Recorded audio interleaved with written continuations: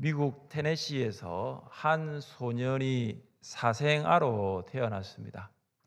그는 동네 친구들로부터 따돌림과 비웃음을 받으면서 살았습니다. 어느 날 그 교회에 새로운 목사님이 부임했다는 소식을 들었습니다. 그래서 이 아이가 이제 그 교회 예배에 참석을 했는데 목사님께서 이렇게 설교하셨습니다. 아무리 초라한 사람이라도 예수님께서 십자가에 죽으신 그 하나님의 사랑을 알면 새로운 삶을 살 수 있다. 이렇게 설교를 했습니다. 예배를 다 마치고 난 다음에 이제 목사님과 악수를 하는데 갑자기 목사님이 이 소년을 보면서 이렇게 물었습니다. 누구 아들이더라? 네가 누구 아들이더라? 이렇게 묻는 것이었습니다. 동네 사람들은 다 알고 있거든요. 순간 조용해지면서 이 소년은 아무 말도 못했습니다. 그래서 목사님이 계속해서 말을 이어갑니다. 그래, 누구 아들인지 알겠다. 누구 아들인지 알겠다. 넌 네 아버지를 그렇게 닮았구나. 소년은 나도 모르는 아버지를 목사님이 안다고 하니 굉장히 당황스러웠습니다. 목사님이 계속 이야기를 합니다. 너는 하나님의 아들이야. 하나님을 쏙 빼닮았거든. 이 소년이 그 순간 얼굴이 빨개지면서 목사님 손을 뿌리치고 도망을 갑니다. 도망가는 이 소년을 향해서 목사님이 이렇게 말합니다. 너는 하나님의 아들이야. 너는 하나님의 자녀야. 당당하게 살아야 한다. 너는 하나님의 자녀답게 당당하게 살아야 한다.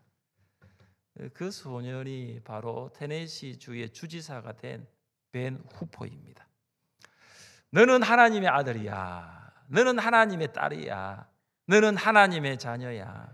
이것이 우리의 정체성입니다. 우리는 만왕의 왕이신 하나님의 자녀입니다. 할렐루야. 여러분, 하나님의 자녀입니다.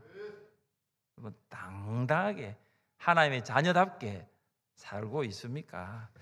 여러분, 내가 누구인지를 알아야 됩니다. 여러분, 세상 속에 살 때는 내가 누구인지를 모르고 살 때가 많습니다. 여러분은 왕의 자녀입니다. 만왕의 왕이신 왕의 자녀입니다. 하나님의 자녀답게 사시기를 주님의 이름으로 축복합니다. 사도 베드로는 소아시아에 살고 있는 성도들이 고난을 받고 있다는 소식을 들었습니다. 소아시아 성도들이 고난을 받는 이유는 크게 두 가지입니다. 첫째, 성도들은 로마 황제를 신으로 섬기기를 거부했습니다. 로마 황제는 이 소아시아, 당시 로마가 지배하고 있는 많은 나라들을 하나로 통합하기 위해서, 그래서 황제 숭배를 강조했습니다.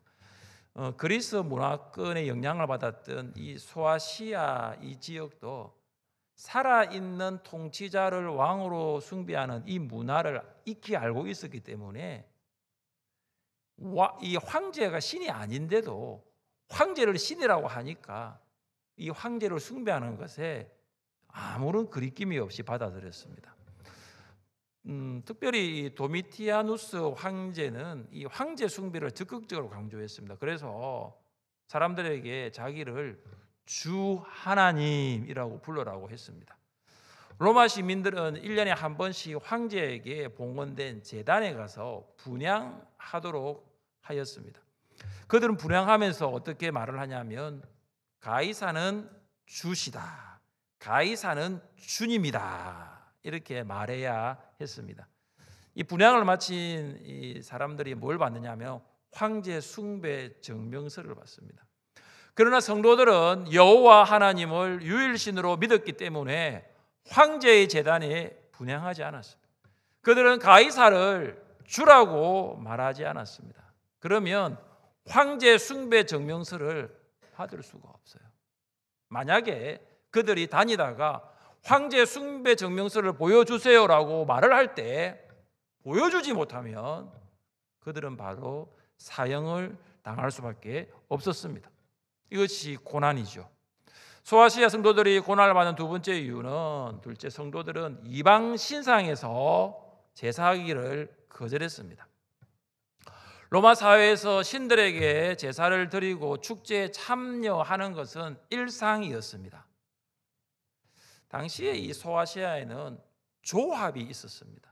그러니까 혼자 사업을 하는 것이 아니라 조합을 만들어서 함께 사업을 했습니다. 염색하는 사람들이 모여서 염색 조합을 만들고, 도자기를 만드는 사람은 또 모여서 도자기 제조 조합을 만듭니다. 조합은 회관을 소유하고 있었는데, 이 조합원들은 일주일에 한 번 이 회관에 찾아가서 연회를 합니다. 파티를 하는 거예요. 그들이 연회에서 가장 먼저 하는 일은 뭐냐 하면은 조합을 지켜주는 수호신에게 제사하는 것이었습니다. 수호신에게 고기를 제물로 바치고 제사가 끝나면 이 조합원들 함께 모여서 그 제물을 먹었습니다. 그러나 성도들은 여호와 하나님을 유일신으로 섬기고 있기 때문에 조합의 수호신에게 제사하는 것을 거부했습니다. 자, 여러분, 그러면 소아시아에서 어떻게 살아갑니까? 어떤 사업을 하면 살아가야 됩니까? 다 조합으로 묶여져 있는데 앞으로 무엇을 먹어야 할지, 어떻게 살아야 할지 막막하지 않았겠습니까?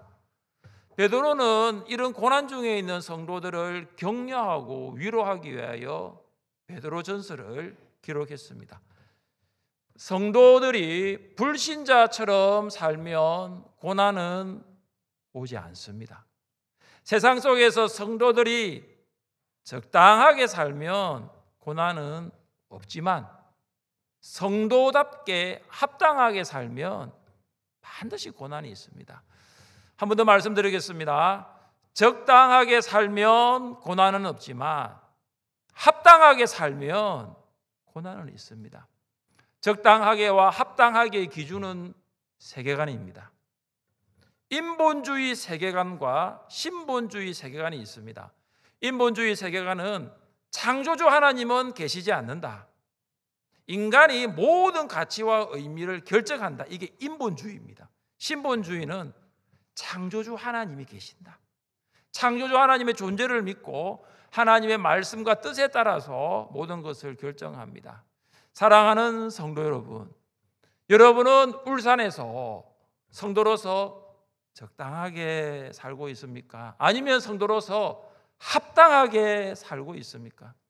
이 말은 여러분이 울산에서 창조주 하나님을 믿고 창조주 하나님의 뜻에 따라서 그 말씀에 따라 살아가고 있습니까? 아니면은 하나님은 믿기는 믿는데 일주일 동안 삶을 보니까 하나님 믿는 것 같지는 않고 내 뜻과 내 의지대로 내 생각대로 살아가고 있습니까? 만약 여러분이 창조주 하나님을 믿고 하나님의 말씀과 뜻에 따라 모든 것을 결정하고 살아간다면 고난이 있습니다. 왜냐? 인본주의 세계관과 신본주의 세계관이 서로 충돌하기 때문입니다. 여러분이 하나님을 믿고 또 하나님을 믿는 성도로서 합당하게 살면서 고난을 받고 있다면 베드로전서는 하나님의 선물입니다. 하나님께서 본서를 통해서 여러분을 위로하십니다. 본서를 통해서 성도답게 합당하게 살면서 고난당하고 있다면 하나님께서 여러분을 격려하시는 줄 믿습니다. 우리 1절 말씀을 함께 읽겠습니다. 예수 그리스도의 사도 베드로는 본도, 갈라디아, 가파도기아, 아시아와 비두니아에 흩어진 나그네. 아멘. 저자 베드로는 소아시아에 흩어진 성도들에게 편지를 씁니다. 근데 베드로는 자신을 길게 소개하지 않습니다. 아주 간단하게 소개하고 있습니다. 여러분 누구를 만나면 여러분을 소개할 때 어떤 소개를 합니까? 고향이 어디입니다. 나이는 몇 살입니다. 직업은 무엇입니다. 나는 이러한 일을 했습니다. 필요합니다. 세상을 살아가면서 같은 고향 사람 만나면 너무 반갑고 같은 직종을 만나면 너무 반갑고요. 너무 좋습니다. 사람들은 사실 이러한 것들을 더 만들려고 부단히 노력을 합니다. 이걸 스펙이라고 부르죠. 그러나 하나님께서는 이런 스펙보다 너는 누구냐라고 묻습니다. 너는 정말 누구냐? 정체성에 대한 질문입니다. 그럼 베드로의 정체성은 갈릴리 베세다 출신으로 갈릴리 바다의 베테랑 어부가 아닙니다.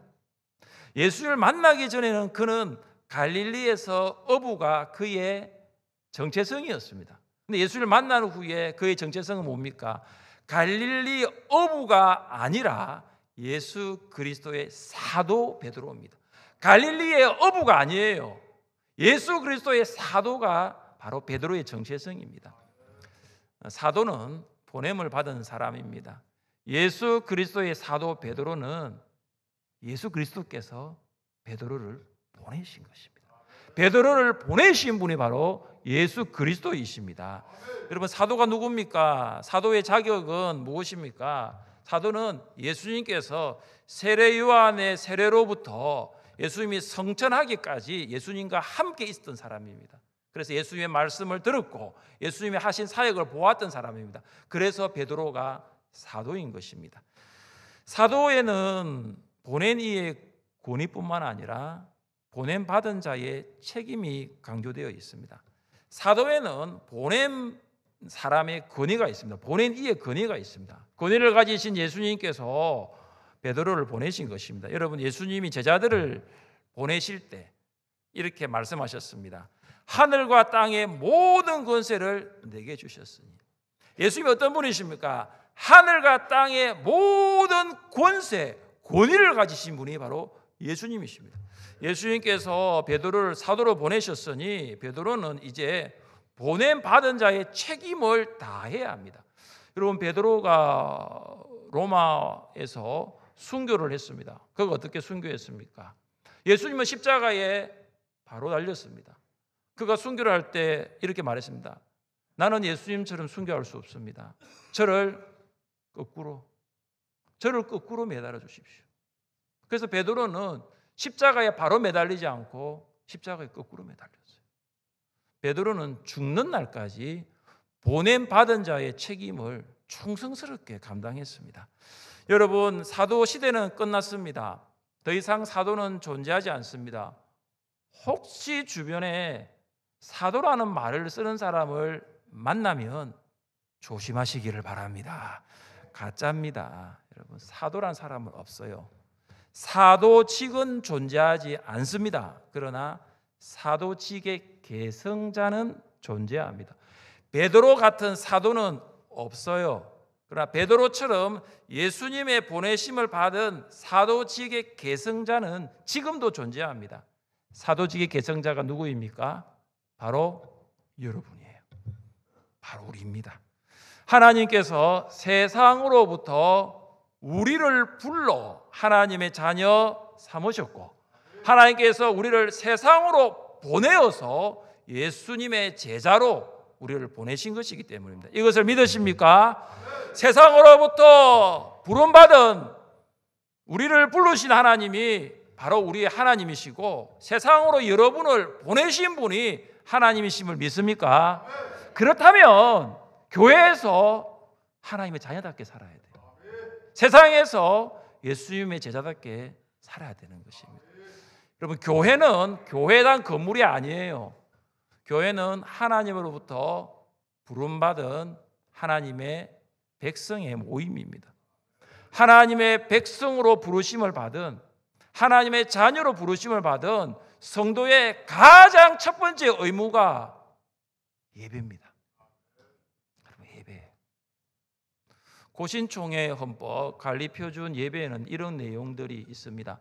천천히 한번 내용을 생각하면서 예배가 뭔지를 한번 여러분 생각해 보면서 같이 한번 읽어보겠습니다. 예배는 예수 그리스도를 믿음으로 구원을 받고 하나님의 자녀가 된 성도가 하나님의 은혜에 감사하는 신앙생활의 핵심이다. 비록 성도가 개인적으로 무소부재하신 하나님을 언제 어디서든 예배할 수 있으나 하나님이 명령하신 대로 주님이 부활하신 주의 날에 성도가 함께 모여 하나님이 직접 제정하신 방식을 따라 예배하는 것이 바르며 마땅하다. 아멘. 여기 읽어보시면은 성도가 개인적으로 무소부재하신 하나님을 언제 어디서든 예배할 수 있습니다. 맞죠, 여러분? 병원에 입원하신 분들은 교회 오고 싶어도 나올 수 없잖아요. 거기에서 하나님 예배할 수 있습니다. 빨리 출장을 갔는데 교회가 없어요. 근데 거기에서 숙소에서 하나님을 예배할 수 있습니다. 코로나 때에도 감염병이 있었으니까 하나님 앞에 예배할 수 있습니다. 개인적 예배할 수 있습니다. 그러나 보십시오. 하나님이 명령하신 대로 주님이 부활하신 주의 날에, 이 주의 날 주일에 성도가 함께 모여 하나님이 직접 제정하신 방식을 따라 예배하는 것이 바르고 마땅합니다. 그래서 모든 성도는 주일이면 공예배로 모여야 하는 것입니다. 주일 성수, 성도의 당연한 의무입니다. 이 관리표준 제7조 내용을 쭉 따라가 보면 예배에 참석하는 이 예배자의 모습이 이러해야 된다라고 나오는데 그중에 몇 가지만 제가 소개해 드리겠습니다. 첫 번째, 예배 시간보단 일찍 도착하여 예배 준비 자세가 흐트러지지 않도록 한다. 이게 예배자의 자세입니다. 예배 시간보다 11시보다 일찍 오셔야 돼요. 늦게 오시면 안 돼요. 일찍 오셔서 예배 준비를 하셔야 하는 거죠. 두 번째, 예배당에 들어가면 자리에 앉아 예배를 위해 기도하며 삼위 하나님의 영광과 예수 그리스도의 중보 사역에 대한 신뢰를 고백한다. 여러분 예배당 들어오셔서 가장 먼저 뭐 하셨어요? 기도하셔야 됩니다. 하나님의 영광을 위해서 함께 기도해야 됩니다. 그리고 세 번째, 예배 인도를 맡은 목사의 사역과 예배의 모든 순서가 경건하게 진행되도록 기도하되 특히 설교를 부지런하고 성실하게 경청하고 묵상하여 삶에서 열매 맺기를 강구한다. 여러분 들어오셔서 혹시 오늘 주부를 보셨습니까? 주부를 보시면서 특별히 오늘 설교 본문인 베드로전서 1장 1절과 2절을 읽으셨습니까? 하나님 오늘 이 말씀을 통하여 나에게 은혜를 주옵소서. 하나님 이 말씀대로 살아갈 수 있도록 성령님 도와주옵소서. 이것이 예배 준비라는 것입니다. 다음 주부터 이렇게 한번 해보십시오. 여러분 예배가 달라질 것입니다. 여러분이 예수 그리스도를 믿음으로 구원받고 하나님의 자녀라면 주일에 공예배로 교회에 모여야 한다는 것은 아무리 강조해도 지나치지 않습니다. 이것이 구원받은 하나님의 자녀로서 바르고 마땅하고 합당한 모습입니다. 베드로는 자신을 아주 간단하게 소개했습니다. 예수 그리스도의 사도 베드로. 그런데 이 본서인 베드로 전서를 받는 수신자들은 간단하게 소개하지 않습니다. 본도, 갈라디아, 가파도기아, 아시아와 비두니아에 흩어진 나그네 5지역이 나옵니다. 여러분 이 지역은 우리가 과거에 터키라고 불렀던 현재 튀르키예 북쪽에 있는 지역입니다. 이 지역의 전체 인구는 850만 명이었습니다. 850만 명 중에 기독교인 수는 8만 명이었습니다. 베드로는 이 8만 명의 성도들을 어떻게 부릅니까? 흩어진 나그네라 부릅니다.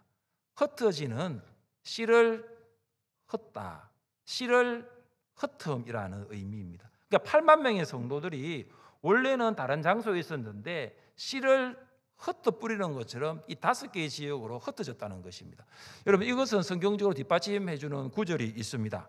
그날에 예루살렘에 있는 교회에 큰 박해가 있어 사도 외에는 다 유대와 사마리아 모든 땅으로 흩어지니라.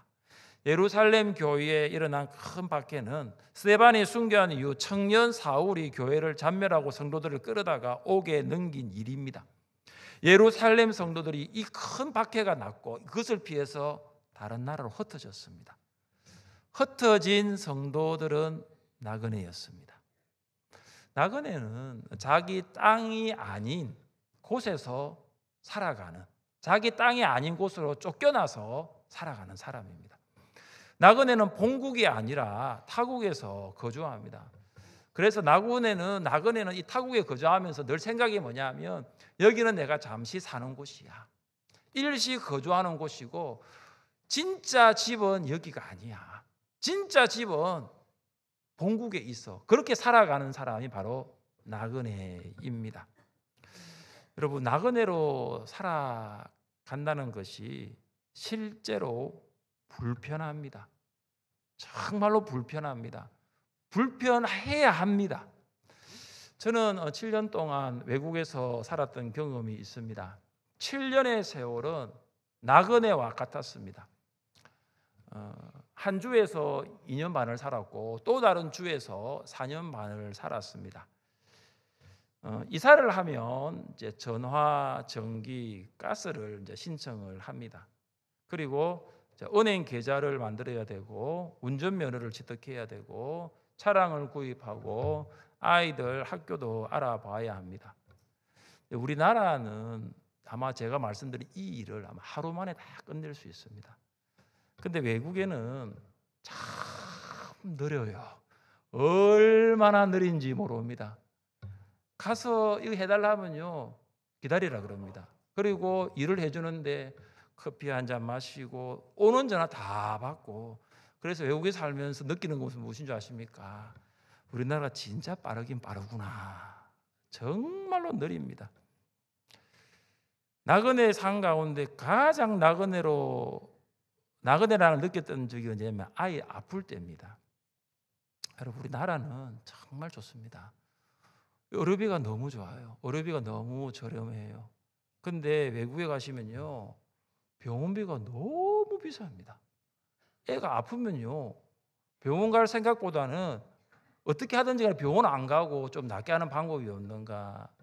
이 병원비가 너무 비싸기 때문에 애들이 아프고 병원을 가야 하고, 그때 보면요 역시 여기는 정말 나그네와 같은 삶을 살아야 할 수밖에 없는 곳이구나 생각이 되어집니다. 7년을 살았습니다. 그런데 여전히 미국 사람들에게 저희들은 나그네였습니다. 나그네로 살면서 항상 한국을 생각했습니다. 특별히 명절이 되면 부모님은 뭐 하실까, 동생들은 뭐 할까, 사역했던 교회들과 성도들이 계신 이 대한민국 한국이 참으로 그리웠습니다. 이제 미국에서 나그네 삶을 마치고 귀국한 지 13년이 다 되어갑니다. 아내와 산책하면서 미국 이야기를 가끔 합니다. 그러면서 결론은 이것입니다. 꿈만 같았다. 이것이 좋았다는 말이 아니고 잠시였다는 것입니다. 여러분 꿈은 잠시잖아요. 정말 꿈꾸는 것 같았다. 사실 7년이라는 것이 짧지는 않았습니다. 길었습니다. 그런데 지나가 보니 7년은 아주 잠시였습니다. 나그네로 살았지만 행복했던 적도 있었습니다. 나그네였기 때문에 행복한 것이 아니고, 나그네는 불편했지만 그 나그네의 삶에 하나님께서 함께 하셨고 하나님께서 위로해 주셨고 하나님께서 공급해 주셨기 때문에 행복했다는 것입니다. 여러분 하나님께서 여러분에게 명명하십니다. 하늘샘 성도들에게 말씀하십니다. 너희는 나그네라고. 우리가 살아가는 이 울산, 이 땅은 우리가 영원히 살아갈 곳이 아닙니다. 우리가 영원히 살 곳은 천국입니다. 우리는 참된 본향을 기다리며 오늘도 세상에서 나그네로 살아갑니다. 우리가 나그네의 삶을 모두 마치고 참된 본향의 천국에 들어가면 우리 이런 고백하지 않을까요? 저 세상의 삶이 꿈만 같았다. 저 세상의 삶이 좋았다는 것이 아니에요. 이 세상의 삶이 좋았다는 것이 아니에요. 참 짧았다. 70년이라는 세월이 참 짧았다. 80년이라는 세월이 정말 짧았구나. 짧은 꿈이 될 것입니다. 베드로는 흩어진 나그네 성도들의 정체성에 대해서 이렇게 밝힙니다. 우리 2절 말씀을 같이 읽겠습니다. 2절입니다.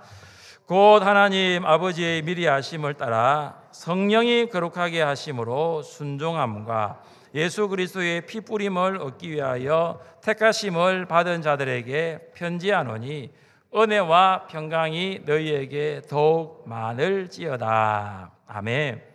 베드로가 말하는 흩어진 나그네 성도들은 택하심을 받은 자들입니다. 흩어진 나그네 성도들은 택하심을 받은 자들입니다. 예루살렘 성도들이 큰 박해를 피해서 급하게 짐을 꾸려서 그 소와 씨앗까지 피난왔을 때 어떤 심정이었을까요?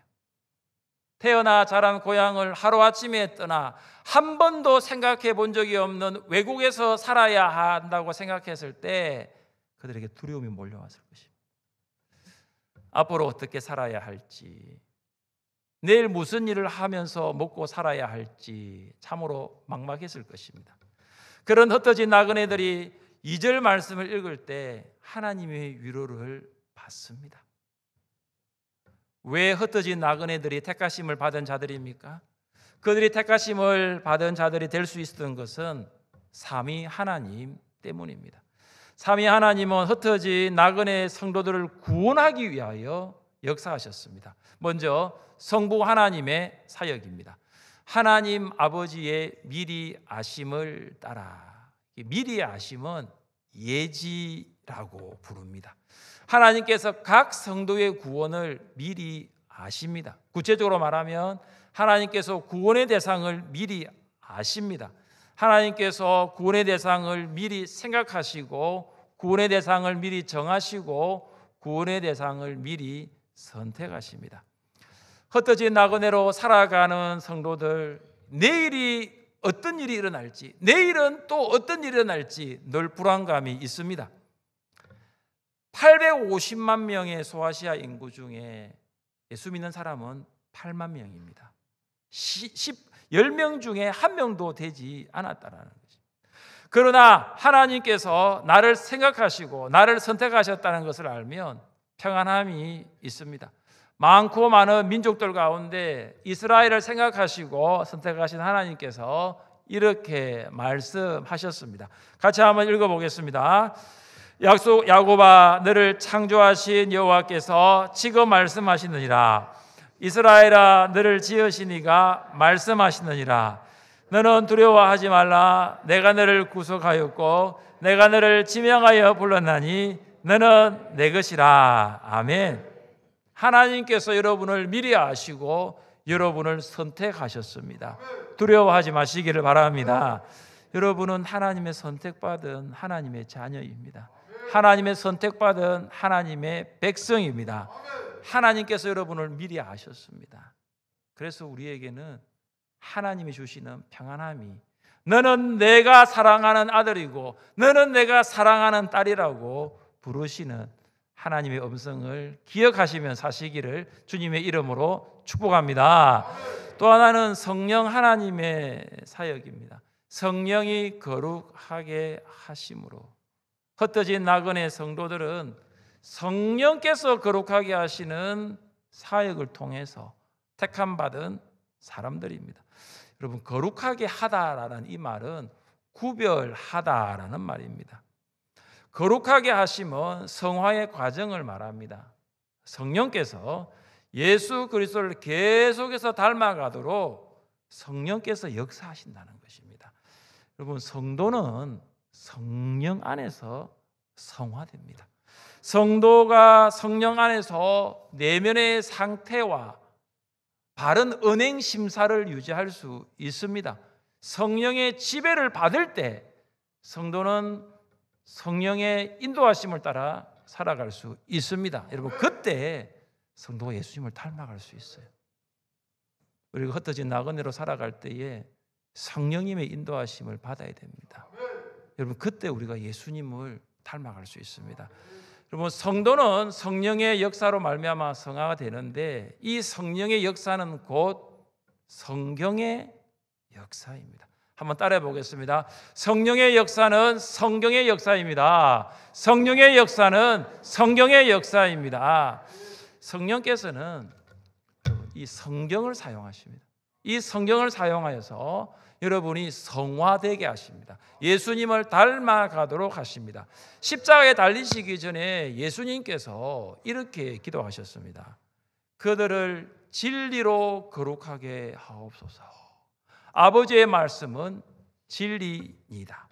여러분, 진리는 하나님의 말씀인 성경이고 이 성경이 성도를 거룩하게 합니다. 하나님의 은혜로 구원받았음을 믿습니다. 그러나 여전히 우리는 세상을 따라갑니다. 성령의 인도를 받아야 되는데, 예수님을 닮아가야 되는데 세상을 따라갑니다. 세상을 따라가는 것을 멈추시고 예수님을 닮아가려고 하면 성경으로 거룩해져야 합니다. 하나님의 말씀만이 우리를 거룩하게 할 수 있습니다. 마지막으로는 성자 하나님의 사역입니다. 순종함과 예수 그리스도의 피 뿌림을 얻기 위하여. 여러분, 이 마지막에 성자 하나님의 사역을 잘 보시면 순종함과 되어 있거든요. 근데 한글 성경에 보면 이 순종함을 앞에 있는 성령의 사역과 붙일 수가 있는데 그렇지가 않습니다. 이 순종함은 성자 하나님의 사역입니다. 예수 그리스도는 흩어진 나그네 성도들을 구원하기 위해서 피를 뿌리시고 죽기까지 순종하셨습니다. 여러분 우리 사복음서를 보면 예수님이 피를 흘렸다 이런 표현을 볼 수 있는데 오늘 베드로는 피를 뿌렸다, 피 흘림이라는 표현 대신 피 뿌림을 말하고 있습니다. 하나님께서 시내산에서 이스라엘 백성과 언약을 체결하실 때에 모세가 짐승의 피를 이스라엘 백성들에게 뿌립니다. 짐승의 피를 뿌리고 난 다음 이스라엘 백성들은 우리가 이 언약을 따라 살겠습니다, 이 언약을 순종하겠습니다, 이렇게 말을 합니다. 대제사장이 대속죄일에 수송아지의 피를 가지고 지성소에 들어가서 지성소, 속죄소, 시은좌에 피를 뿌립니다. 이처럼 예수 그리스도께서 십자가에서 피를 뿌리셨습니다. 십자가에서 피를 뿌리시고 죽기까지 순종하셨기 때문에 흩어진 나그네들이 구원을 받은 것입니다. 예수님께서 십자가에 죽기까지 순종하셨던 것처럼 우리는 영혼을 구원하는 이 복음을 전하는 일에 순종할 수 있어야 합니다. 우리 지난주에 우리 VIP 초청 잔치를 했습니다. 우리 참 많은 우리 성도님들이 이 일에 헌신하셨습니다. 예수님처럼 십자가에서 마지막 피 한 방울 뿌리신 것처럼 우리도 계속해서 영혼 구원을 위해서 영혼 구원하는 일에 우리의 것을 헌신할 수 있어야 합니다. 여러분 우리는 영원한 천국을 향해 오늘도 세상을 살아가는 택하심을 받은 나그네임을 믿습니다. 세상 사람들 우리 알아주지 않습니다. 세상 사람들 우리 인정하지 않습니다. 그러나 설교를 시작하면서 나누었던 테네시 주지사였던 벤 후프가 목사님으로 들었던 말씀을 한번 생각해 보십시오. 넌 내 아버지를 쏙 빼닮았구나. 넌 아버지를 그대로 닮았구나. 너는 하나님의 아들이야. 이제부터 하나님의 아들답게 당당하게 살아야 돼. 이제부터 하나님 아들답게 너 당당하게 살아야 돼. 너 사생활하고 사람들이 놀리고 따돌리고 멸시해도 너는 하나님의 아들이야. 너는 당당하게 살아야 돼. 사랑하는 성도 여러분, 우리는 내일도 세상에서 살아갈 것입니다. 근데 내일의 시간은 어떤 시간인 줄 아십니까? 천국에 한 걸음 더 가까이 다가간 시간입니다. 내일은 오늘보다 우리를 택하신 하나님을 더 알아갈 수 있는 기회이기도 합니다. 여전히 우리는 나그네로 살아갈 것입니다. 여전히 우리는 나그네로 살아가지만 우리는 어떤 나그네냐? 택하심을 받은 나그네라는 것을 기억하십시오. 성부 하나님께서 우리를 예정하셨고 예지하셨고 성자 하나님께서 우리를 위하여 피를 뿌리셨고 성령 하나님께서 우리를 거룩하게 하셨습니다. 삼위 하나님과 함께 택하심을 받은 나그네로서 당당하게 하나님의 인도하심을 따라 살아갈 수 있기를 주님의 이름으로 축복합니다. 우리 함께 일어나셔서 찬양합니다.